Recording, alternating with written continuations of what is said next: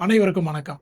Last வீடியோவில் நம்ம என்ன பார்த்தோம் அப்படின்னா, மலச்சிக்கல் அப்படின்ற ஒரு பிரச்சனையால் L4 L5ல பிரச்சனை வர்றதுக்கு வாய்ப்பு இருக்கான்றதை பார்த்தோம். ஸோ மலச்சிக்கலுக்கும் இந்த L4 L5 பிரச்சனைக்கும் நேரடி தொடர்பு இல்லை அப்படின்னாலும், மலச்சிக்கல் ரொம்ப நாளாக நீடிக்குது அப்படின்னா கண்டிப்பாக L4 L5ல பிரச்சனை வர்றதுக்கு ஒரு ரீசனாக நம்ம எடுத்துக்கலாம். எப்படிங்க சார்? மலச்சிக்கல் அதிகமாக இருக்கும்போது கண்டிப்பாக இடுப்பை சுற்றி அடிவயிறில் எல்லா இடத்துலையுமே மசில் வந்து ரொம்ப டைட்டாக இருக்குங்க. அப்படி டைட்டாக இருக்கும்போது என்ன ஆகும் அப்படின்னா, இடுப்பு கீழே குனிஞ்சு நிமிறதுல பிரச்சனை இருக்கும்.